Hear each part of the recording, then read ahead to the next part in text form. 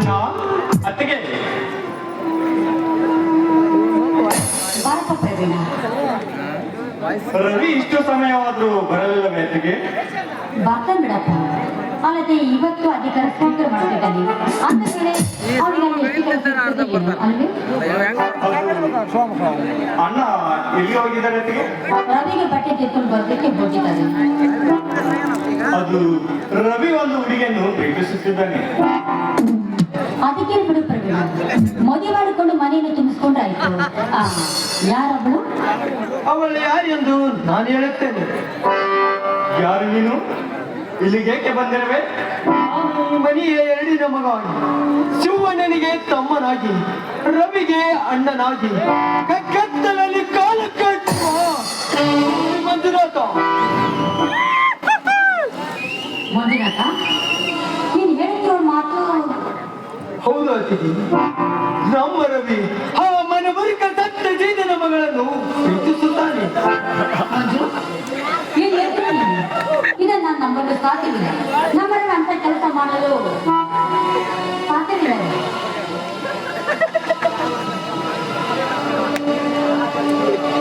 ಹೌದು ಅತ್ತಿಗೆ, ಇವರು ಹೇಳುವ ಮಾತು ನಿಜವಿದೆ. ರವಿ ಏಗಳನ್ನು ಪ್ರೀತಿಸುತ್ತಿದ್ದಾನೆ. ಅಣ್ಣ ಅತ್ತಿಗೆ ಎಂದರೆ ದೇವರಿಗೆ ಪೂಜೆ ಮಾಡುವ ನಮ್ಮ ರವಿ ಇದಕ್ಕೆ ಅವನು ಹೇಗೆ ಒಪ್ಪಿಕೊಂಡ? ಇಲ್ಲ ಅತ್ತಿಗೆ, ಅವಳು ಬಹಳ ಒಳ್ಳೆಯ ಹುಡುಗಿ. ಹೌದು ಅತಿಥಿ, ನಾನು ಕೂಡ ವಿಚಾರ ಮಾಡಿದೆ. ಆ ಹುಡುಗಿ ಗುಣವನ್ನು ಮೆಚ್ಚಿಕೊಂಡೆ. ಅವಳು ನಿಮಗೆ ಯಾವಾಗ ಸಿಕ್ಕಿದಳು? ನಾನು ಈಗ ತಾನೇ ದಾರಿಯಲ್ಲಿ ಬರುವಾಗ ಆ ಕಾಮುಕ ಕಣ್ಣಿನ ಮಧುಸೂದನ ಅಂದರೆ ನಾಗೇಂದ್ರ ಮಗ ಮಧು ಅವಳನ್ನು ಕಳಿಸಲು ಬಂದಾಗ ಅವಳನ್ನು ಕಾಪಾಡಿ ಅವನ ಕೈ ಕಾಲುಗಳನ್ನು ಬರೆದು ಅವನಿಗೆ ಎಚ್ಚರಿಕೆ ಕೊಟ್ಟು ಬಂದಿದ್ದೇನೆ. ನನಗೆ ಒಂದು ಅರ್ಥವಾಗುತ್ತಿಲ್ಲ. ಹೇಳತ್ತಿಗೆ ಹೇಳಿ, ಯಾರಿವರು? ಇವನು ಮಂಜುನಾಥನಪ್ಪ, ನನ್ನ ಎರಡನೇ ಮೈದುನ. ಅಂದರೆ ನಮ್ಮ ಮಂಜುನಾಥನೇ. ನೀನು ನನ್ನ ಗೆಳೆಯ ಪ್ರವೀಣ ತಾನೆ? ಪ್ರವೀಣ, ಇದನ್ನೆಲ್ಲ ನೋಡಿದರೆ ಅವ್ರು ಇಷ್ಟೊಂದು ಸಂತೋಷ ಪಡುತ್ತಿದ್ದರೆ ಏನು?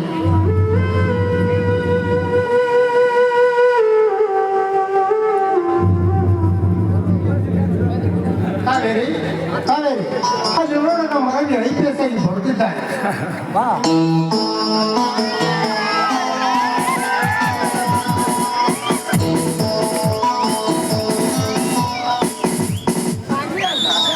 ಕಾವೇರಿ, ಇವರು ಯಾರು ಅಂತ ನನಗೆ ಗೊತ್ತಾಗಲಿಲ್ಲ.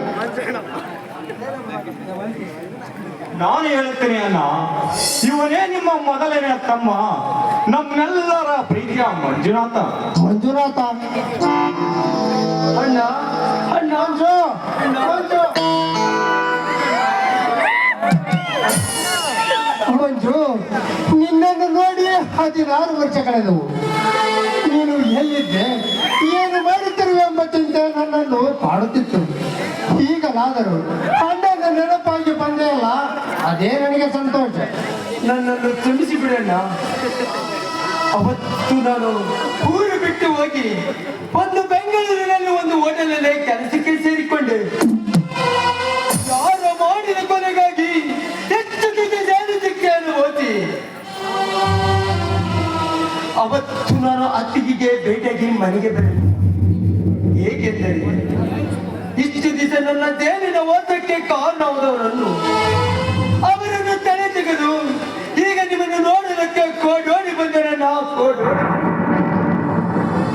ಕಾವೇರಿ, ಇವರು ಮಂಜುನಾಥ್ ಅಂತ ನಿನಗೆ ಮೊದಲೇ ಗೊತ್ತಿದ್ದೆ? ಹೌದ್ರಿ, ಅವತ್ತು ಆ ಸತ್ಯಜಿತನನ್ನು ಕೆಳಗಲು ಬಂದಾಗ ಕೃಷ್ಣನಾಗಿ ಬಂದು ನನ್ನ ಮಾನ ಪ್ರಾಣವನ್ನು ಕಾಪಾಡಿದ ಮಂಜುನಾಥ. ಈ ವಿಷಯವನ್ನು ನನ್ನ ಮುಂದೆ ಏಕೆ ಕೇಳಲಾಗ್ತಿದೆ? ಹೋಗಲು ಬಿಡಿರವಿ.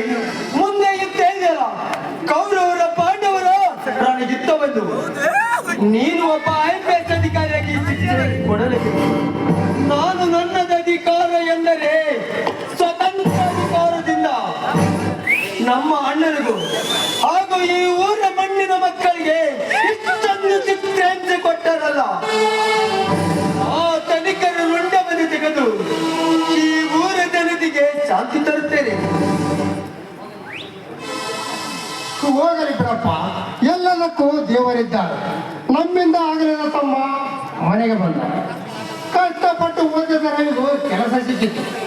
ನಮ್ಮೆಲ್ಲರಲ್ಲಿ ಒಂದಾಗಿ ಬೆರೆತು ಮನೆಯ ಮಗನಂತಿರುವ ಪ್ರವೀಣ, ಇವರೆಲ್ಲರಿಗೂ ತಾಯಿರುವ ನನ್ನ ಸತಿ ಕಾವೇರಿ, ಒಳ್ಳೆ ಬಸವೇಶ್ವರ, ಇದನ್ನೆಲ್ಲ ನೋಡಿದರೆ ನನ್ನ ಮನೆ ದೇವಾಲಯವಾಯಿತು.